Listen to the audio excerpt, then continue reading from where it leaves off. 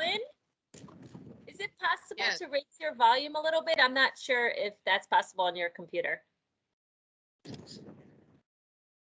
Does this help? Yes. Okay. Thank you. Okay. All right. Good morning, everyone. Welcome to the Read Cohort. I'm going to make a couple quick announcements before Heidi takes over.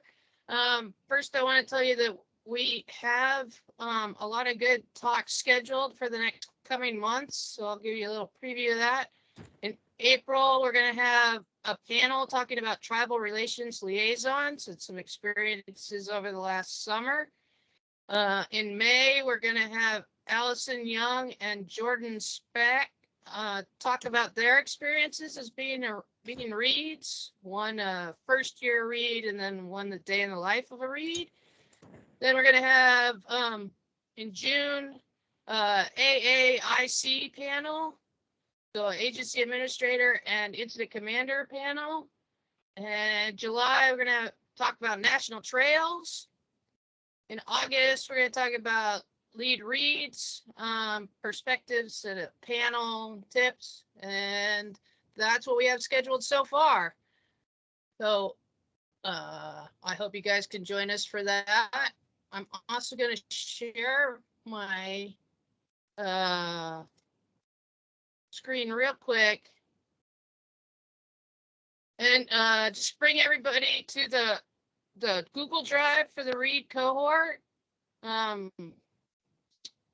It's just tinyurl.com/new read cohort, and something that I've highlighted in the email, but we now have down at the bottom, training opportunities folder.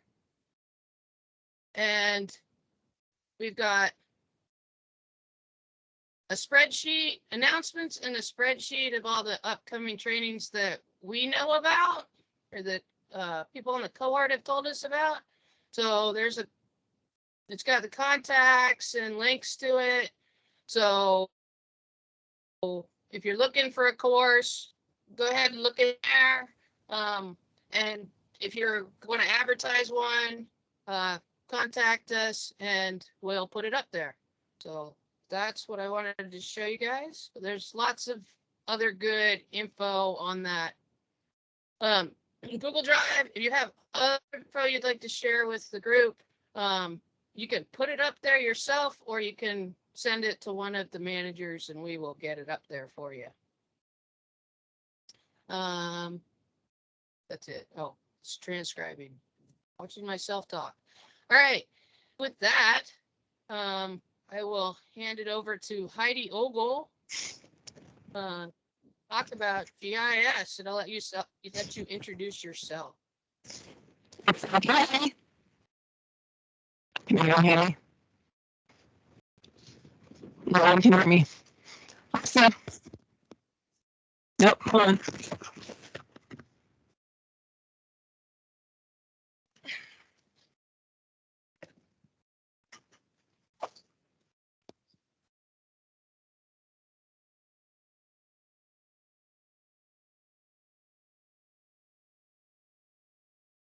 Can you guys hear me now?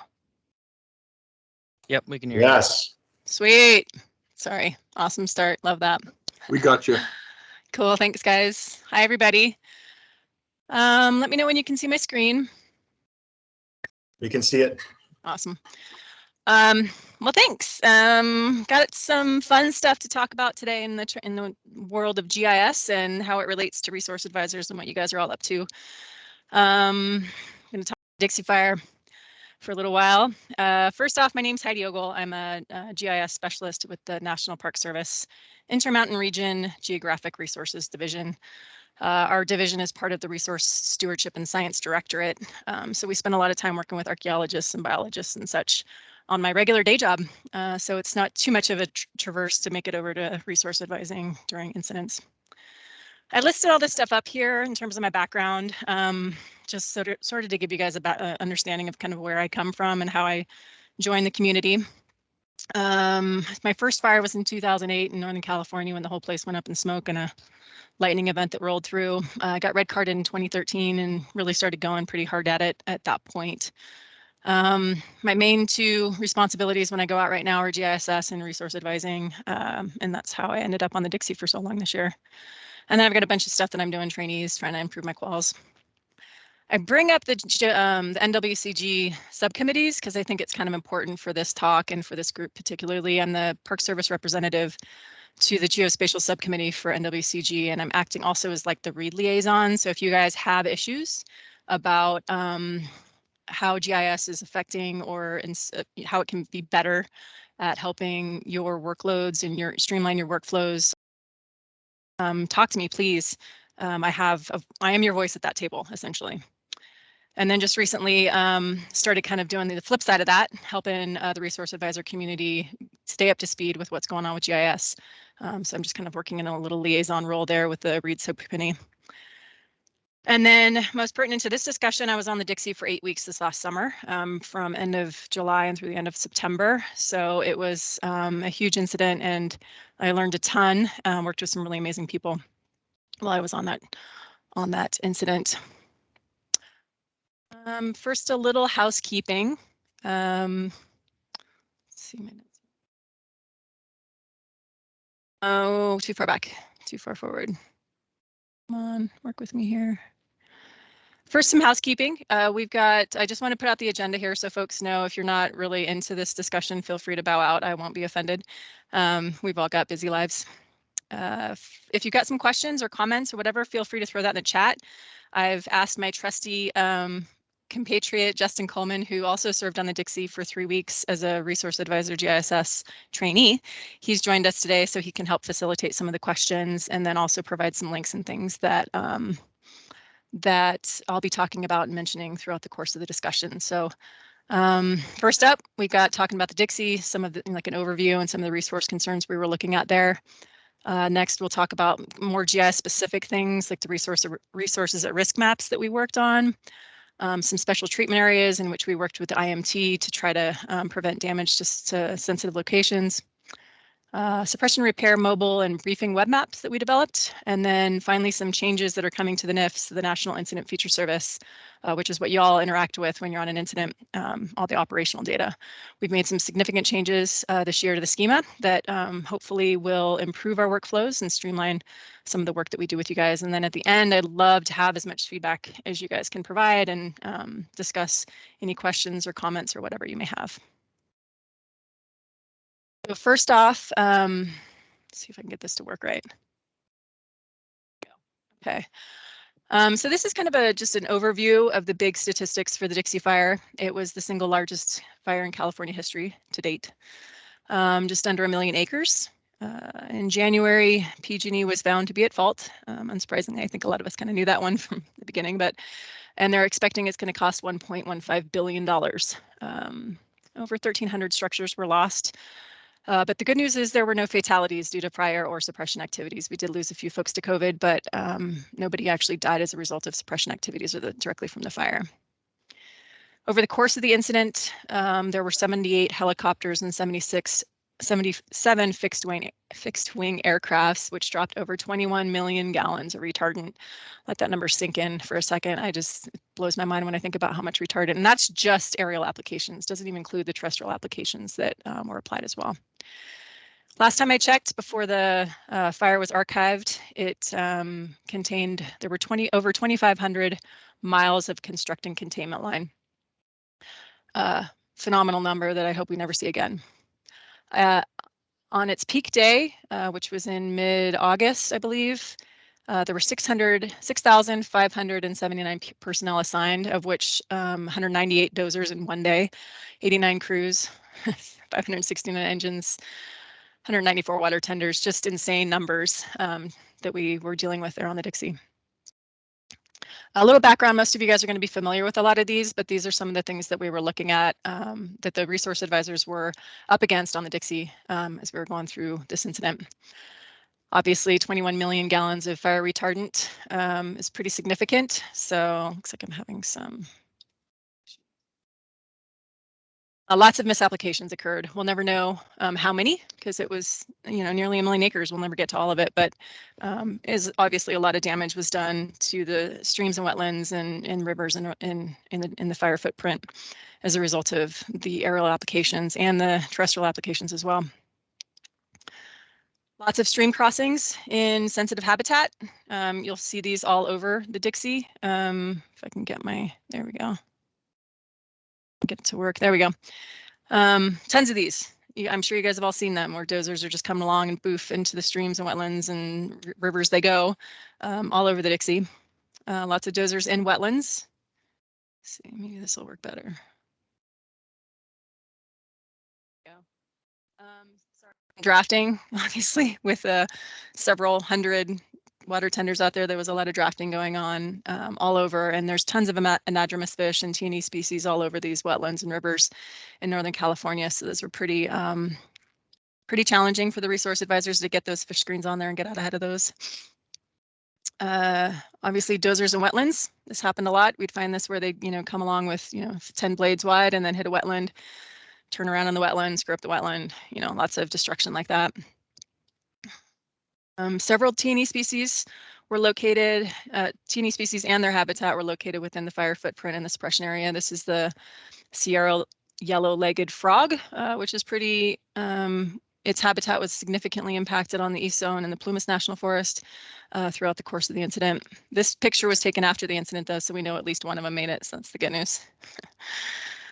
Wildlife trees, yeah, there was a lot of incidents where the forest had come along in advance and noted that there were special, T&E species nesting in these trees, and so the reeds had come along and flag them, say, please don't cut these down. Hopefully the, fire will burn through at a low severity and the tree will make it through. So that was another concern.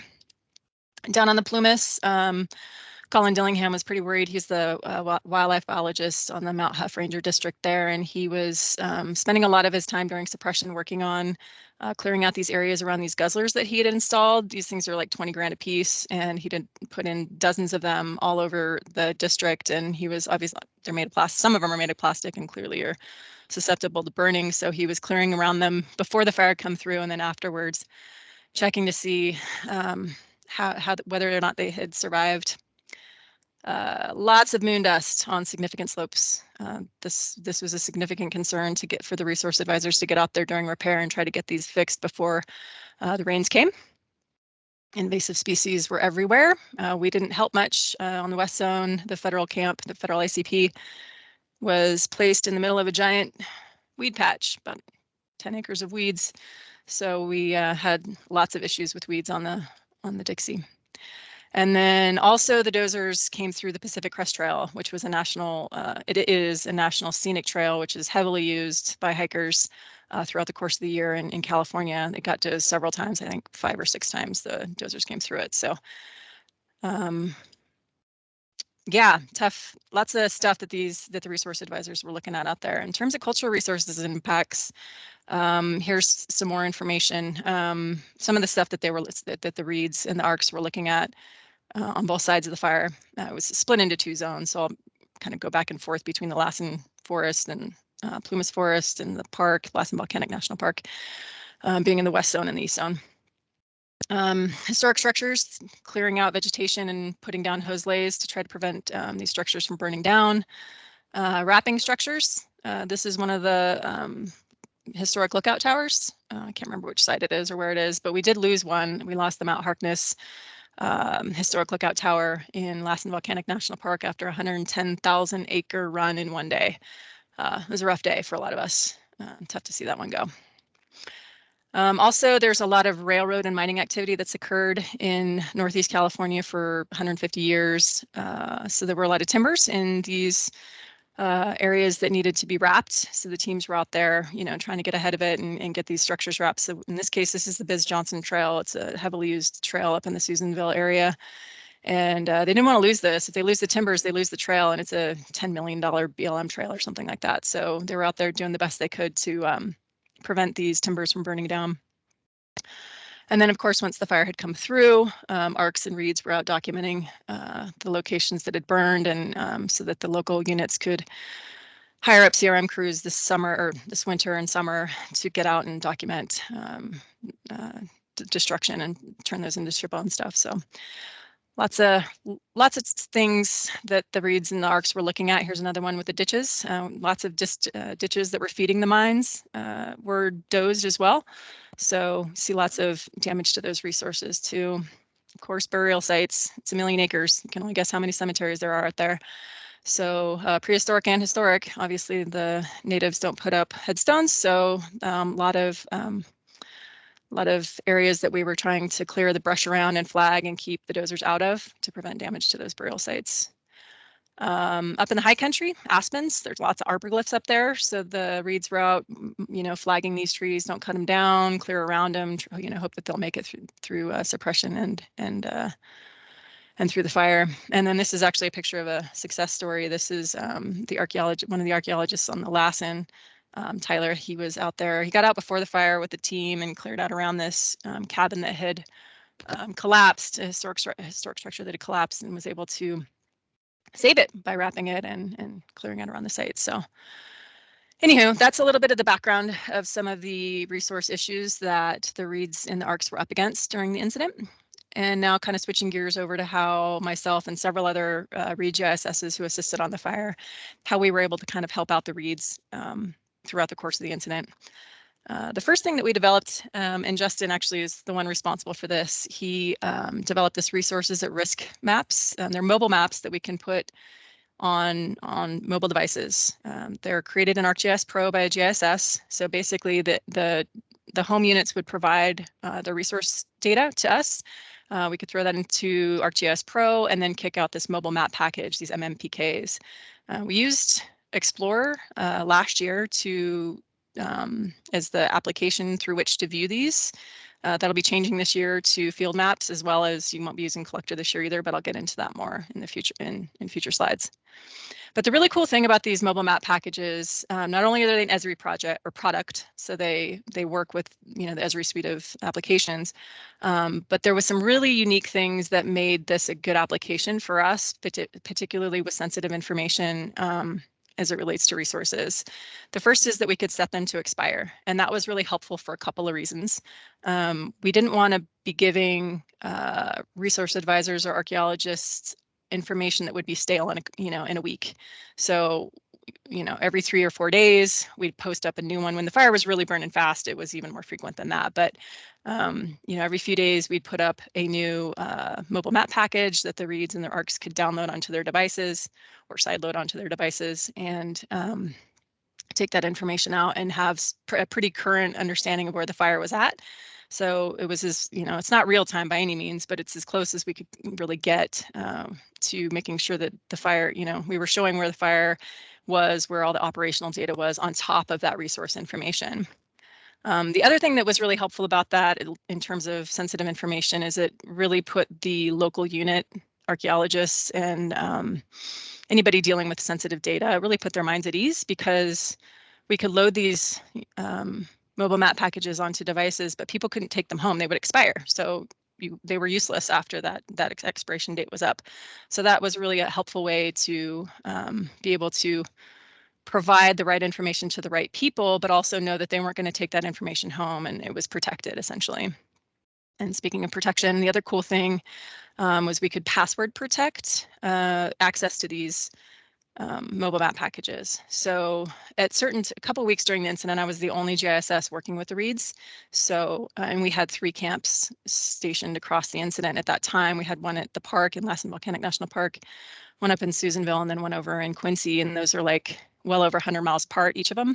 So clearly, I couldn't be in 3 places at once. So I could post these up, give people a QR, give the reeds a QR code, and then give them a password, because they wouldn't be able to download that MMPK without having that password. So that was a really nice way to be able to share information remotely, but still be able to, share it with only the right people. And then, as y'all know, obviously on incidents this large, there's no way you can, manage it all with just the local resource or local staff. So there were folks from everywhere on this incident: Florida, Colorado, everywhere, and we clearly have no local resource knowledge of these resources. So this particular tool became really helpful in that we could, get information from the local unit into the hands of non-local reads, and they would be able to see, okay, this is what I'm up against. The fire's burning in this direction. I know that there's these resources, even if I'm not an expert in hydrology, at least I know that there's this thing to worry about, that the fire is going to be coming there. So we'll try to get the dozers to, go around it, that type of thing. So these were really powerful tools that we're hoping to expand using in future years and working with reads. Now, if somebody will just clone me so I have enough time to do all this, that'd be great. Another thing that we worked on was these special treatment areas, and we're actually working on standing up a work group here through the Resource Advisors Subcommittee and the READ cohort. I think last time that we had a READ call, or maybe the time before that, I was like, hey, anybody want to help me out with this project? And I got like 12 people from all different agencies and all different disciplines to willing to participate. So a little plug here, if you're interested in participating on this work group, give me a shout. Justin will provide my email at some point here, or at the end, you can find it yourself. We're meeting on the 4th Tuesday of every month at 1 p.m. Mountain Time. So if that works for you and you're interested in these issues and you'd like to participate, totally open to having folks join. Little plug there. But so what we did on the Dixie, because the fire went on for 3 months, we had time. Basically, we knew where the fire was headed, and we knew what resources lied in its path. And so we were able to work with IMTs. We had several IMTs that we worked with over the course of the incident. CAL FIRE on one side, and several teams there, and then several Fed teams on the East Zone as well. So we were able to work with them and basically say, hey, there's some areas here that we really think that you guys should be watching out for if you can. The first one was this drafting avoidance. I'd never seen this before, and I don't know if anyone else has, but there was this certain mineral that was in the water in a couple of the streams up on the Lassen that if you sprayed it, it would become toxic to firefighters. And so we basically told them, like, hey, try to stay out of these creeks, because if you draft out of them, you could be hurting firefighters. We did these suppression exclusions. There was a whole bunch of different things that we put into these suppression exclusions, but these were going to be areas that were really significant or could be really hazardous. In terms of sacred landscapes, there's obviously several of them, but there were some that were just really high priority areas that we didn't want dozers getting into, or anything else for that matter. Just let it burn. So these were just, no dozers, no aircraft, whatever we could do to keep people out of these areas. That was what we were trying to do with these suppression exclusion areas. The Forest Service has these special interest areas, these SIAs, that they wanted to keep suppression activities out of as well.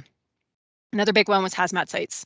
There's a lot of mining, some really big ones that if you disturb the soil, they would have been toxic to firefighters. So we threw those hazmat sites in there as well, and pot grows, tons of pot grows, of course, in Northern California. So all those we threw in there as well, trying to keep folks from getting sick, essentially, from the toxic materials that were located in the soil.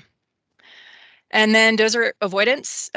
These kind of ran the gamut as well. At the time, there was just one reported wolf pack in Northern California, in California, and that's actually in the fire footprint. There was, I don't know, like 10 of them in the den or something like that. And so we knew approximately where they were at. So we essentially asked the dozers to stay out of there because we didn't want their dens destroyed. And by some miracle, they made it. There's the wildlife biologist for Fish and Wildlife went out afterwards and was able to locate the pack. So that was really cool. A really big success story, I think, in the few good stories that there are off of this incident. That was one of them.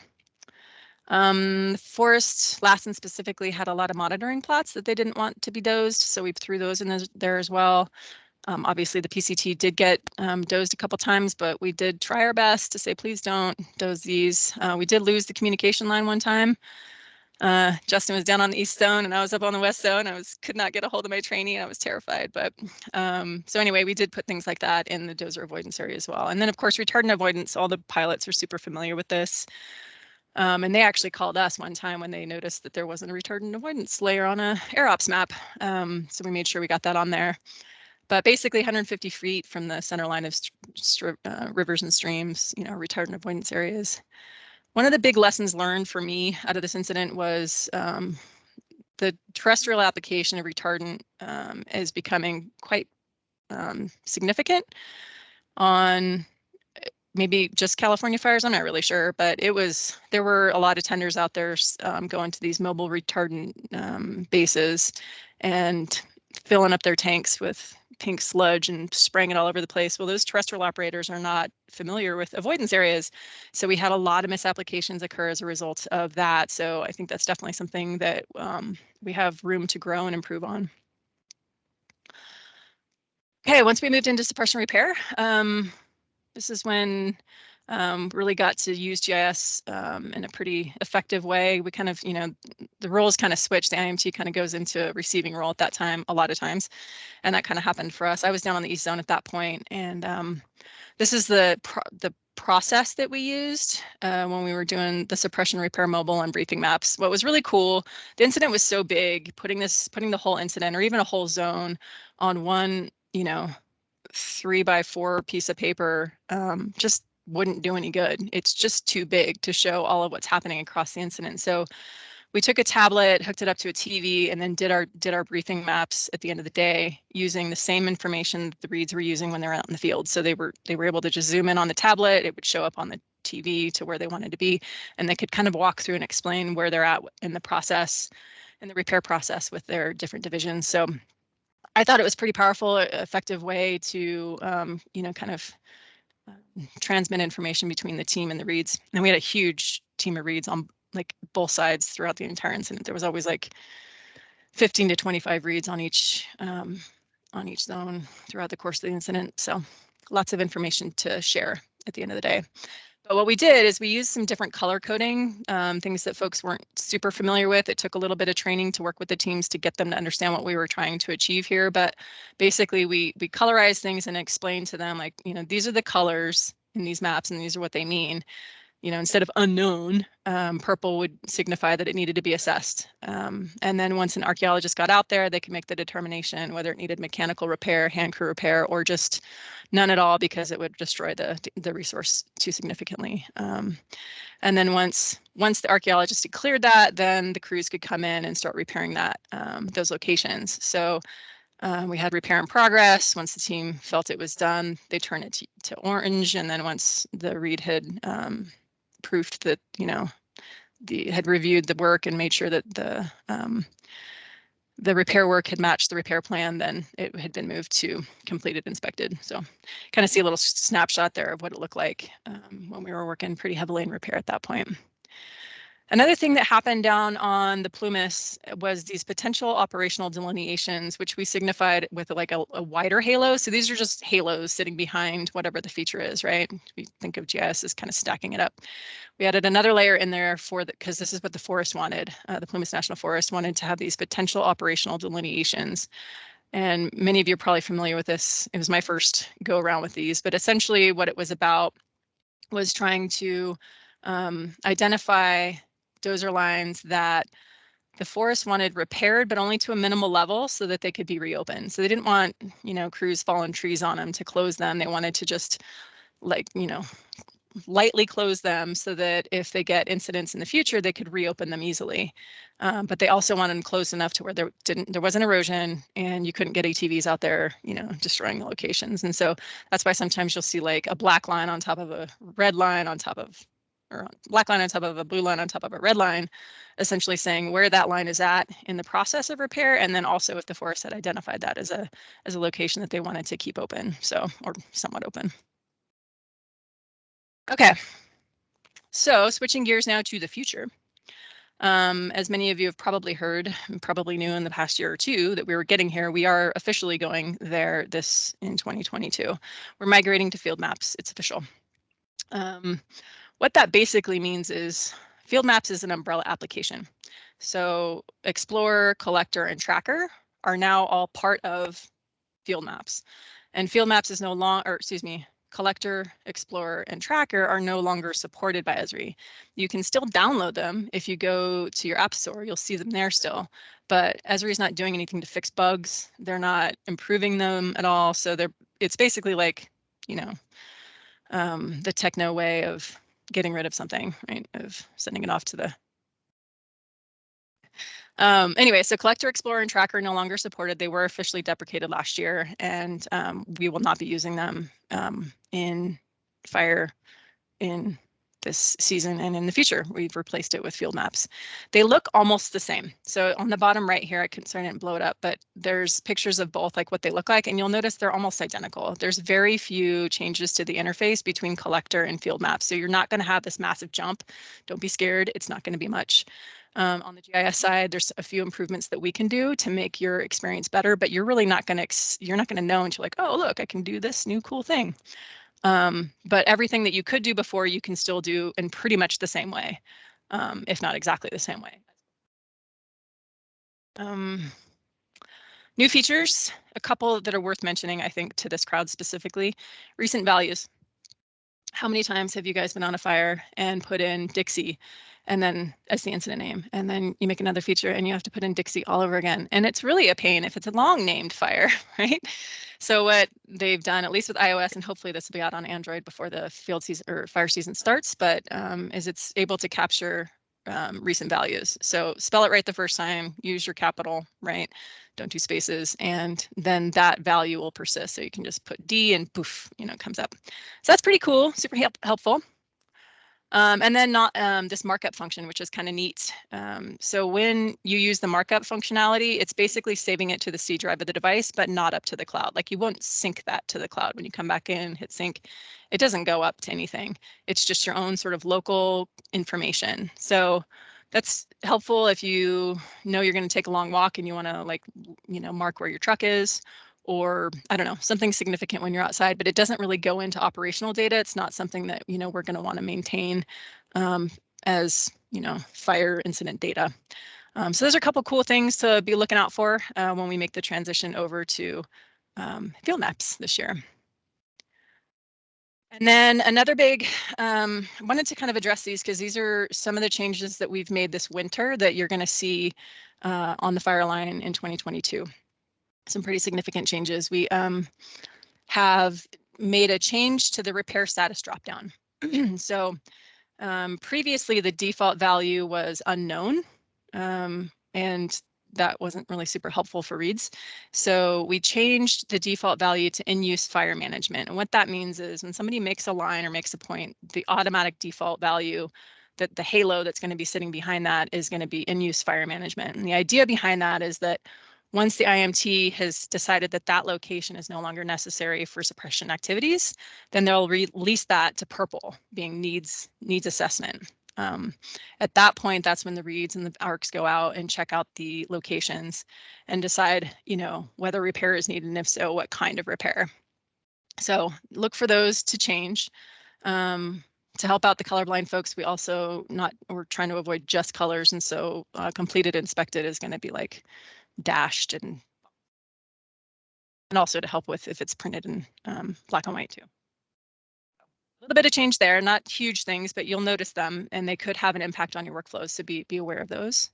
And then we've added 2 new fields and changed a little bit of symbology. So the new fields that we've added that are specific to reads, one is repairs needed. So this field is designed to just primarily to say like what equipment's necessary that goes above and beyond the suppression repair plan. So you shouldn't be filling this out if it's just traditional repair work, but if there's something specific like a particular tool or a piece of equipment that you're going to need, this is the place to put that, is in this repairs needed field. It's in addition to we didn't get rid of repair comments. It's just an additional field to use pretty much specifically for equipment. And of course, please always put your date and your initials and your position when you fill out any of these open text fields. It's pretty important because, especially on an incident like the Dixie that goes on forever, knowing who made what comment over the course of time is critical. And the way that the GIS is set up, we can't track every single editor unless you put that information in there. So be sure to put in the date, your initials, and your position on the incident. Next one is this repair priority, and this was a direct result of the huge amount of suppression damage that occurred on the Dixie. So we needed to prioritize. There was no way we were going to get the entire place cleaned up before the snow came. So this is a new field. It's an integer field, meaning it's numbers, but we can obviously show it as letters as well. it's going to go in as unknown. So for the vast majority of incidents, repair priority isn't going to be significant. So it's not going to be needed. So it'll just sit as default and not be super important. But on these mega fires, repair priority is going to start to become pretty important. So you can say, hey, this is low priority, medium priority, high priority based on the prescription and the suppression repair plan. And then finally, we did make a change to symbology that was a huge complaint from everyone in ops last year. Any planned line or planned locations were in gray, which were really hard for people to see. So we changed them to pink. So there you go. Those are the big ones that I think are kind of significant to what you guys are up to. Oh, I forgot I was going to change this slide. Anyway, this one is just my general little watch outs and reminders of things that would be really helpful if you guys could keep in mind when you're out there on incidents. First off, if you don't know, ask. It's impossible for the GISSs and the lead reads to really know what everybody's up to. We lost a couple weeks worth of work because we had one person on the incident who didn't ask for help. And that was tough. We made it work, but it didn't have to go that way. So if you have questions, just ask. Read GISSs and leads, lead reads, and even the IMTs, can help you with your questions. But be clear and concise in all the open text fields. Please don't just drone on and on. Make it easy for people coming on, because if it's a long incident, there's probably going to be several iterations, and there's only 256 character limits on these fields. So be clear and concise when you can. Like I mentioned earlier, be sure to date, initial, and note your position, and then use delimiters to separate your comment from the previous user. Most folks know about this, but I want to bring it up anyway because it's super important for the workflow. The last person to sync on a day wins, right? So the last in wins concept is a big one. So be sure to communicate and collaborate with your FOBs, with your division soups, with other reads to make sure that you guys aren't stepping on each other on the same day. Because whoever comes in last then ends up overriding the person who sank 5 minutes earlier, and that doesn't bode well with the teams or with interpersonal communications with your other reads. Know your sync windows and sync as often as you can during the time that you're supposed to sync. When you have good connectivity, please do sync. Those sync windows are critical for a ton of different reasons, part of it being the last in wins things, but unfortunately GISSs are stuck working all night oftentimes. So our windows to actually help get the data ready for the next day are after you guys finish your day. So we really need you to sync before that cutoff time, and then pick up a fresh version in the morning. So know those sync windows and work with them, please. On large incidents, please don't bother the situation unit leader or the GISS. Please let your lead read work with them. Stay inside your chain of command. It's the first way to make enemies, because the SIT is really, really busy handling a ton of different things on a team. And if you get a really big incident, you're lucky enough to get a read GISS on your read team, then that's great. And they can work with the SIT, but yeah, just try not to overwhelm the GISSs on a team. It's frustrating, and even somebody who likes to work with reads can get pretty frustrated with that situation. So another one, this came up a little bit on Dixie, was politics. So from time to time, there will be agendas, and we don't want those in the data. Remember that all this data is voyable, and we should not be putting any of our agendas in the data. I'll leave it at that. Y'all can figure out what that means at your own needs, but just keep politics out of the data. Keep it professional. And of course, my closing statement always is to never, ever, ever put sensitive data in the NIFs, in the operational stuff, in the collector maps, or what will now be field maps. Always collect and submit sensitive data with Avenza. I don't see that changing anytime in the very near future. I hope it will. I hope we come up with some better platforms, but at this point, there's just no way around it. We have to keep all sensitive data running through Avenza out of the cloud. So again, sensitive data through Avenza, operational data through field maps. Justin's going to throw a ton of these links up into the chat, but a bunch of information for folks to be aware of and to check out if you want to get a little bit more information. The NIFC pages are on there, some quick and dirty, like how to transition from collector to field maps. Seriously, guys, it's not a big deal. It's so easy. And I'm not saying that because I'm technical. It's really not a big deal. suppression repair data, I really want to bring up that link because we just put it up like a month ago, and it's the whole workflow. It's a little technical, but if you have any sort of background in GIS, like you just use it duty in your regular job, you'll understand this, and it'd be helpful for folks to check it out, get an idea of the workflow. There's actually a scenario at the bottom of it that you can go through and kind of understand, like, oh, this is how we're supposed to be using the workflow. So check that one out if you have a chance. Sensitive data users, grab that events of field guide, the fire symbols. And then if you need a pro code, you can click on that link and get in touch with your geospatial subcommittee representative for pro code. If you are not in an agency, contact me. I can probably help you out. ICS symbology, like I said, a little bit of changes to that this year. And then for overachievers, if you want to read a good story about the Ferguson fire, there's a link to that too. And then sweet, 20 minutes for Q&A. Love it. So again, like I said, I'm your voice at the geospatial table. So if you guys have some comments and discussion, feedback, please contact me. I don't check my FireNet email when it's raining, but I don't, when I'm on fire, I try to stay away from my Park Service one. So if it's about fire during fire season, contact me on FireNet. Otherwise, this time of year, give me a shout on my NPS account. Office and mobile numbers are up there. Obviously, I don't check my office when I'm on fire. So that's what I got. Lynn, it's all you, girl.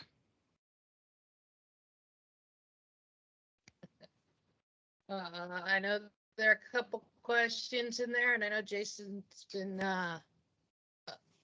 watching them. So go ahead and field the question. Yeah, sure. So I'll just kind of start from the top. The first question came up is that you mentioned when the fire was closed, there were X miles of line. Is there a way that you can access statistics or GIS data from closed fires, if possible? Yeah, I'll have to send that off to whoever was asking for it, but we have a historic, basically everything goes into a history archive. And so we have all that. It doesn't just disappear January of every year, but it's in a history one. So you're not going to see last year, any of last year's fires when you go on an incident this year. But yeah, I can certainly send that information over. Justin, if you want to just write down who that was and I'll send it over. Yep, Sounds good. Thanks. Next question was, what bear work is being completed and for how long after will this rehab work occur? That's a question for Lynn. Yeah, so there were 3 different bear teams for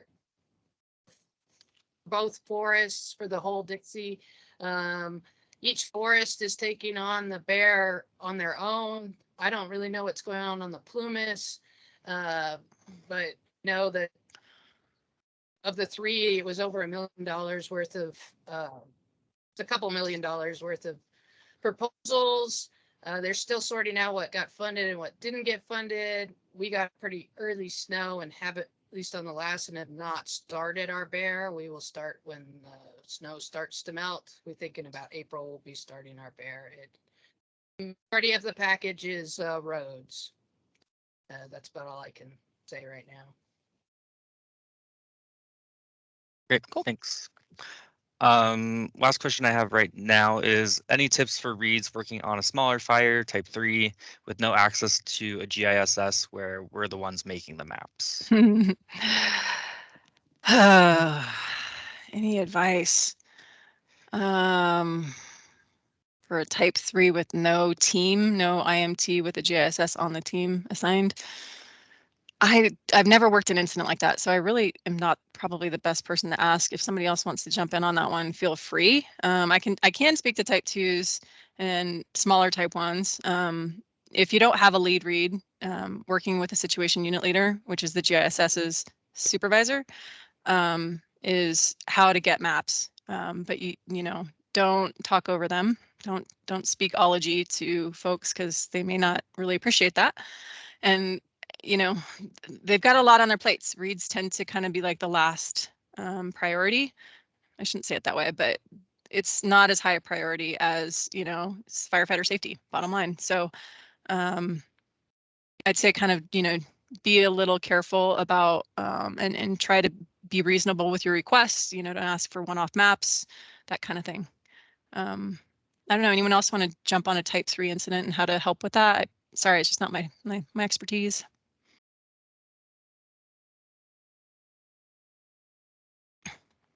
Looks like we got a couple hands up. I would say that you end up Oh, doing thanks, Lynn. Go ahead. for a type 3 incident, you do a lot of your own. You do a lot of your own, or you ask. You got to ask and see if you can order somebody. And Theo, I saw you said that you can speak to this.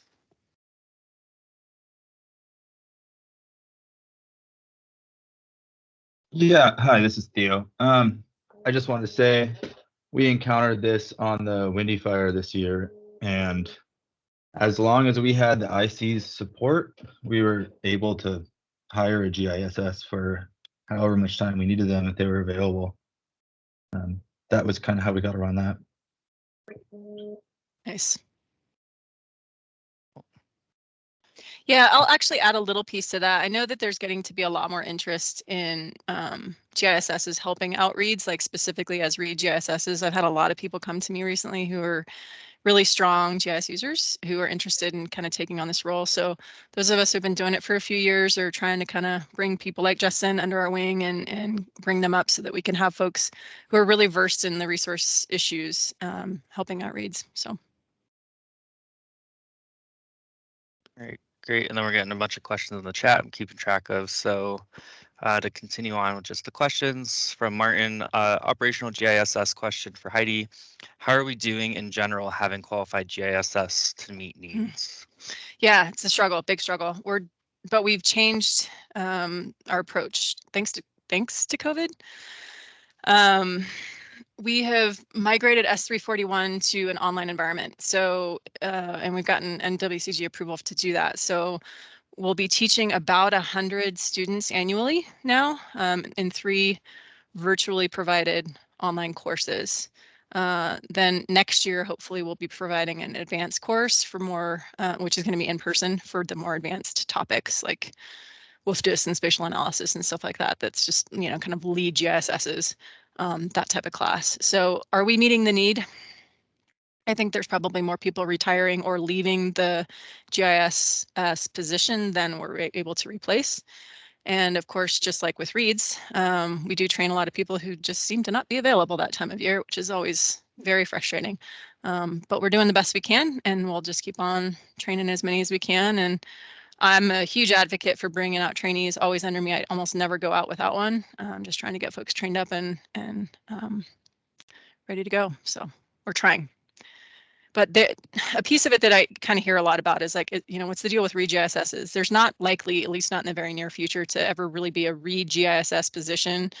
And you know, in the ICS, more it's reads hire, you know, lead reads hiring GISSs to come and help because we are able to do that. So. Yeah, and I think they are doing 150 GISSs. Sweet. So cool. Yeah, there's 50. more. Yeah. There's always more applicants than there are positions, as with like everything on WCG right now. So. Awesome. So I know some people have their hands up.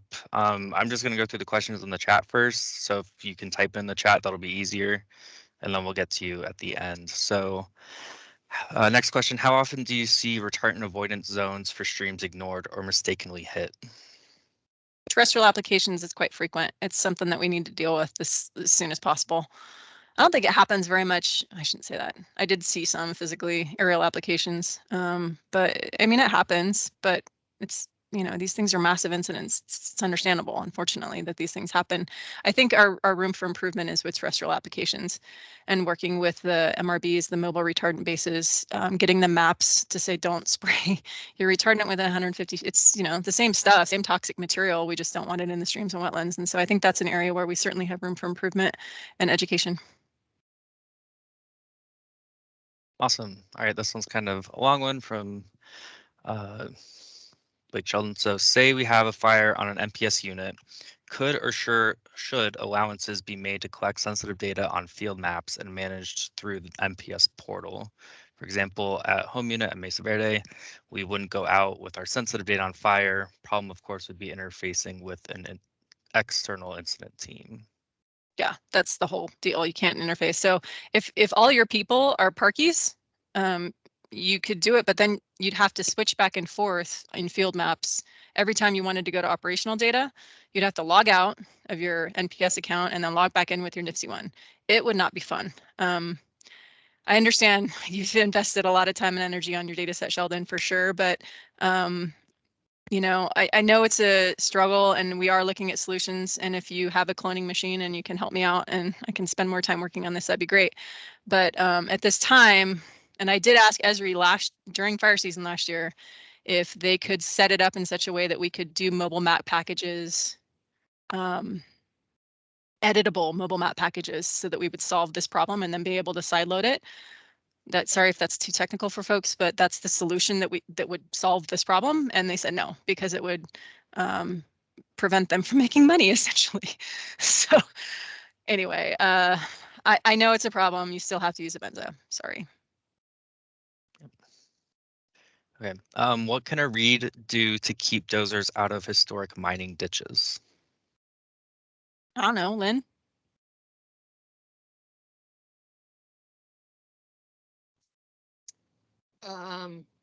You need to be out there talking to division and the dozers and see if there is a way to avoid it. There may not be, so you may just have to have them cross it perpendicular, and you just work with the team as best you can. If it's really something that needs to be protected, you can work with your agency administrator, and if they agree, then they can get the IC to say this is a no dozer zone. Great. What are the goals of the Special Treatment Areas Working Group and what is the anticipated outcomes? Yeah, good question. So one of the things that comes up a lot when we have this discussion about GIS and sensitive data and is like, you know, the teams are like, I don't care what's there. I just want to know what to do or what not to do in that location.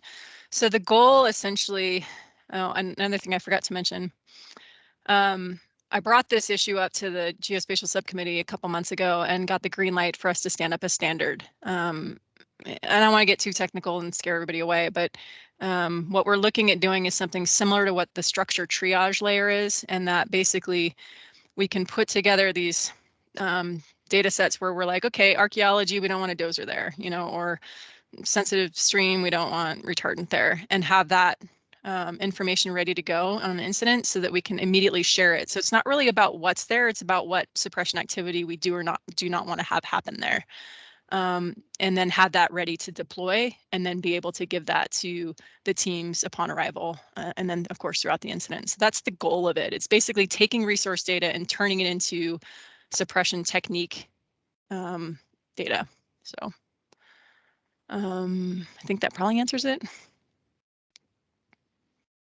Okay. Do you have a preferred way to transfer values at risk data from the unit to the GISS? Hard drive. It's the best way. Is spatial data subject to FOIA? And it looks Yes. like Marianne responded in the chat. So if that answers the question, saying I believe it is, unless it is protected by law, I think NHPA, but some of it may be redacted depending on personally identifiable information. So. Yeah, that's part of the answer. It's also controlled unclassified information technically. So it is protected from FOIA. There are situations that Lynn can talk about in which disclosure is appropriate, but in the Park Service, that's superintendent approval. So because the superintendent is the land manager in the Park Service, according to ARPA. So anyway, that's a whole nother hour conversation. So I don't really want to get too far down that rabbit hole, but that basically answers it between the two. Okay, great. Question. So I do GISS or GIS for Bear as a THSP and am a READ trainee, but haven't been on an assignment yet as a READ trainee. Can I help with READ GIS or do I have to be trained as a GISS first? mostly you have to be a GISS. Like the things that you need to do to be able to help out reads, you need to have that higher level, that higher role and privilege.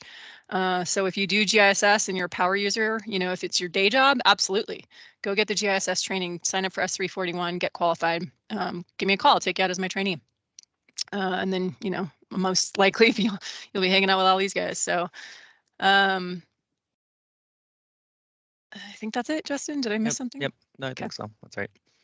Are there instructions provided within field maps as to sideboards for the type of information to add in each of the metadata fields for an impact? For example, is there guidance built into field maps to help reads differentiate what type of information to enter into repairs needed versus repair comments? It's on that managing suppression repair data. It literally says like what should go in each one. Might be a good idea though. I'll write this down to put together a little one pager for folks and then send that out to the read cohort so that you guys just have like, you know, a pocket guide basically for how to do field maps data collection.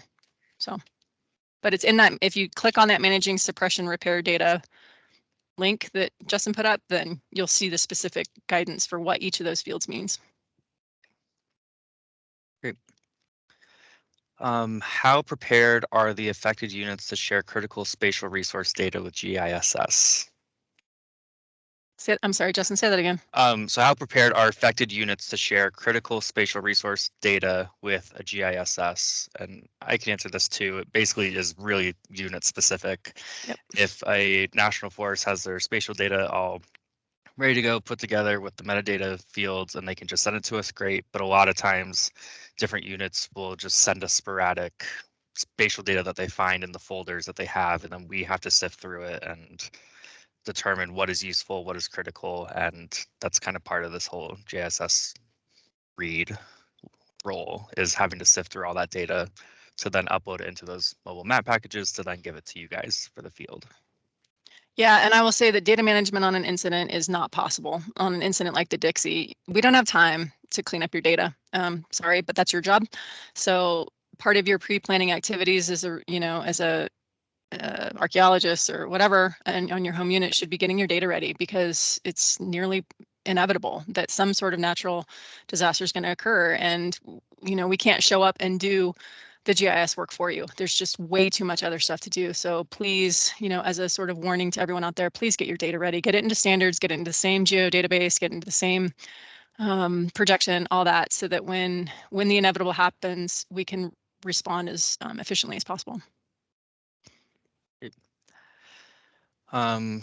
Question. So I've been a read/reef trainee for 2 years and haven't gotten on an assignment yet. Is there something I'm missing to get an assignment? That one's for Lynn.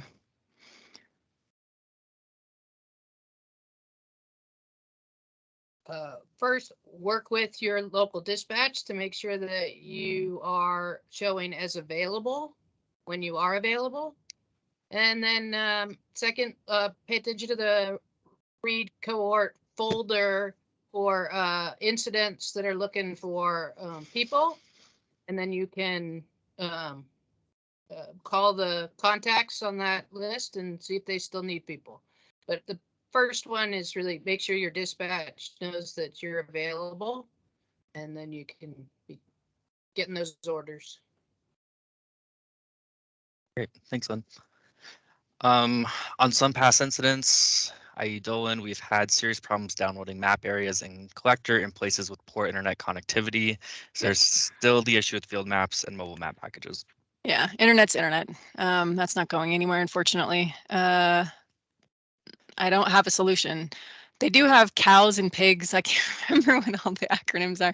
I think it's a cow. I think a pig is related to the weather. Anyway, I think there's cows out there that the teams can order. So if you get on a big incident, most likely your GISS is gonna, and they're out in the boonies, they're most likely gonna get a cow so that they can actually do their jobs. So there are technologies out there, but you know, type 3 incidents, they're not gonna pay for that. So you're gonna have to drive to locations where you'll be able to download stuff.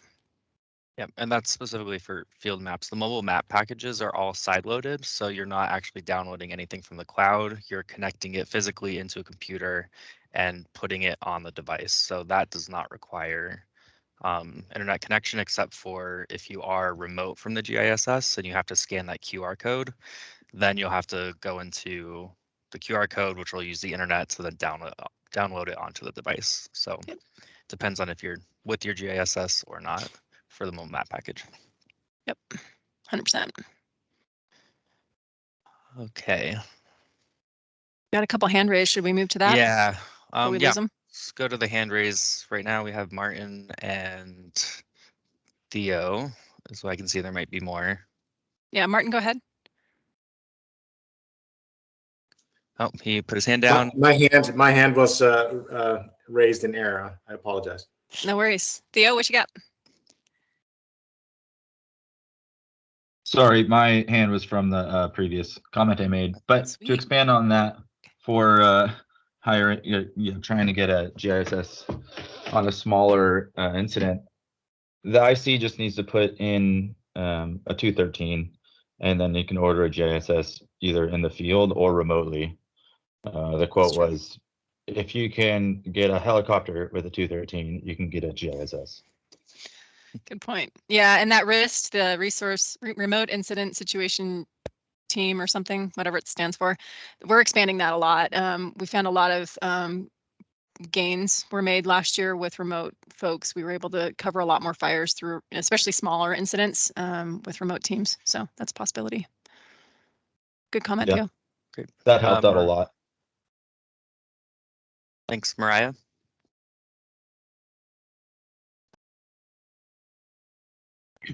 Hi, it's Maria.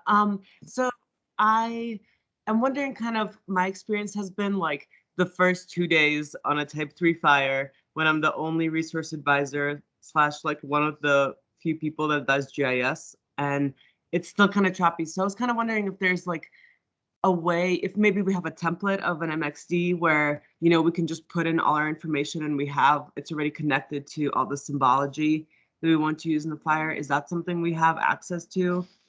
Not if you're not GISS qualified, you're not going to be able to get to the data and make maps in that same way. You can, if you have an AGOL account and it's a resource advisor role, you can bring data in, but we do it all in Pro now. We don't do MXDs, they're APRXs. So that's one thing, but you would bring it in as a service. And this can take a while. So why don't you, if you want, we can wrap out about this offline because it's kind of cool. more to it. Thank you. Appreciate it. Yep. Great. We have one last Hey, question. I just know want we're. to say, Oh, go ahead, Lynn. yeah, I just want to say it is 9:30. Just want to give everybody that warning, but I think Heidi's willing to stick around for a few minutes to answer some more questions. Sure. So stay on, but wanted to give people a warning of the time. Cool. Yeah, I've got half an hour for my next meeting, so. Great. Well, I'll just keep on with the questions. So could special treatment areas include putting cultural plant populations into the black, i.e. low intensity maintenance burn versus high intensity killing burn? Ooh, interesting. You can try, but okay, I see what you're getting at there in terms of how to set up a domain and those kinds of things.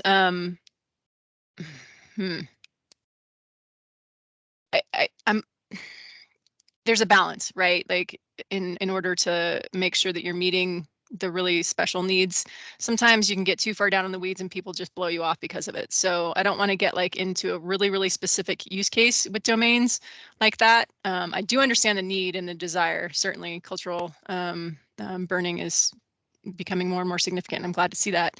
But it's also going to be, in an emergency situation, a lot of times not something that's going to be considered. So that could be a struggle. I'm happy to chat with you, whoever that was, offline, and we can see if we can come up with something that would strike a good balance there. Great. What would you recommend as best practice or the correct format and language to use for the local unit read to present information to the SIT unit? We have had issues getting our read data on OPS maps ops maps when a team comes in. Yep. Got to be pragmatic. It's tough. Like I said earlier, the first battle for every GISS is firefighter safety. So they're always going to be looking at that. When things kind of start to calm down and people get into a rhythm, we can find more time for reads. But a GISS just standing up the incident takes days. Like it's an insane amount of work. Just from when it's not caught an initial attack and the team is brought on, it takes a couple of days to get the incident to a point to where we can start to incorporate additional stuff. So those first couple of days are you're probably not going to be successful. You just got to do your best. But after that, it's a matter of just working with your teams and being, strategic about your requests and pragmatic with the teams that you're working with. Can I add to that, Heidi? Absolutely. I would say if you've taken it to ops and sit and it's not showing up on the maps and you can't continually ask and they're not doing it, then you need to work with the agency administrator and say, hey, you want these things protected. We have given them a really good data set for what to protect and they aren't doing it. And then let your AA talk to the IC and your IC will work with their personnel to get it on the maps. Yep, 100%. Thanks, Lynn. Good point. Yep. Oh, sorry. I was just gonna say, I think one thing that Heidi mentioned prior was also a best practice of not giving them static data and having to come multiple times with data sets, making sure you get all the data that you have on the maps combined, collected, and consolidated so that you can just do it once, get it on there, and then potentially don't have to go back for at least a couple days, several days, so you're not bothering them as much and they're more likely to do it. Yep. Awesome. Sorry, this is Jen. I was the one who asked that question. That's all really amazing information and I appreciate it. Mostly what I'm wondering is like best practices and formatting more than, actually annoying the sit unit leader. Just to make it like as easy as possible for you guys. When we do present that data, because like on My Forest, we have, all our values at risk and everything. It's all wrangled up on, on a hard drive. So I'm just kind of looking for ways to make that fit with what you guys need. So it's Totally the most thing possible and the most seamless interface. Mm-hmm. Yeah, Jen, and you're on the special treatment group, right? I am, yeah. Yeah, so we're going to talk about this in a lot more detail. But I mean, ultimately, that's what I'm trying to do with that work group is try to like figure out a way to get us from resource data to suppression repair data or suppression tactic data, right? That's the whole point of that work group. So we'll get into some of that in the work group and try to come up with some good solutions. Awesome, thanks. Yeah. I'll also add to that.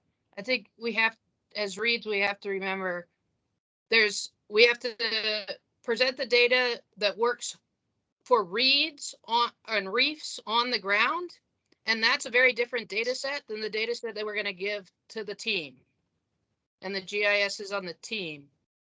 And what you want to give the reefs on the ground, the reefs in the arc, as much data as possible.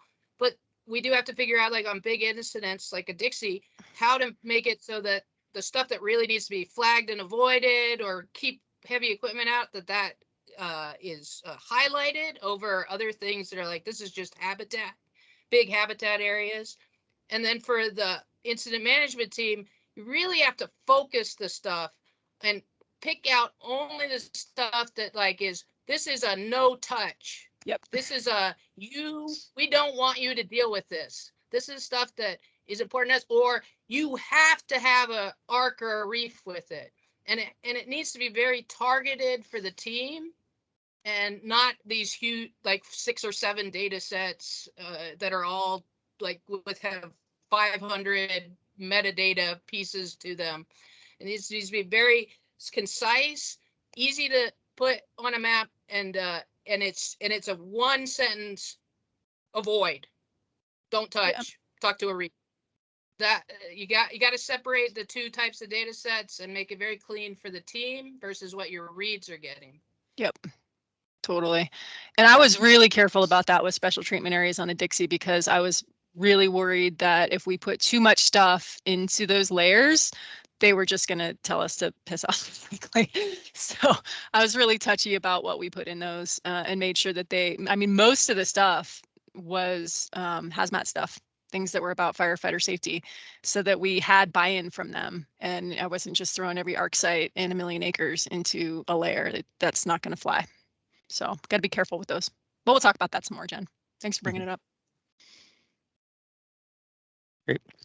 Next question. So based on your experience building map packages for reads as a GISS, do you feel it's manageable for a lead read to complete those tasks while still being an effective lead read? I realize it may be incident specific, but I can only imagine it might be overwhelming to manage both. Agreed. If you're a whiz-bang rockstar GISS and it's a pretty mellow incident, it's possible.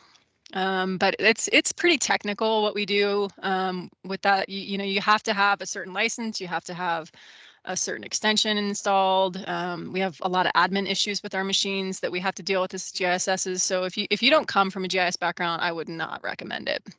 And even if you do, and it's a blazing fire, probably not something you want to do.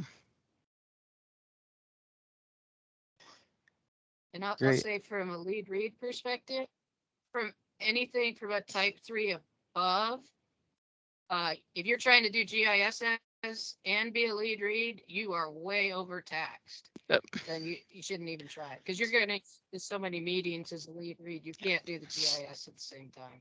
Yeah, and we had multiple GISSs working for the reads on the Dixie. Like that's how much work there was to do for GISS. So yeah, I'm 100% with Lynn. Cool. For home unit preparedness, what's the current best template for values at risk spatial data? I didn't quite follow that one. You try again, Justin. So for home unit preparedness, what's the current best template for values at risk spatial data? Depends on your agency. So if your Park Service, we have a standard that we use. I think the Forest Service does too. And I know you guys have like a national data set. I'm not sure what every agency's got going on, but the big deal when it comes to GIS on an incident is that it all comes to us in one package, in one projection. It's quickly deployable. What we can't handle is, oh, I've got 12 shape files and some of them are on my C drive, and it's just, that can't happen. So I would just say, you know, use whatever data standard your agency has set up, if they have set one up, and then make sure it's all in the same file geodatabase or SDE or however you guys actually manage it.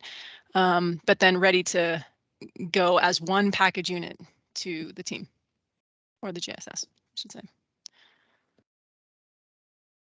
Awesome. Well, I think those are all the questions in the chat right now, unless anybody still has anything they want to say. I think there's a hand up for Terry.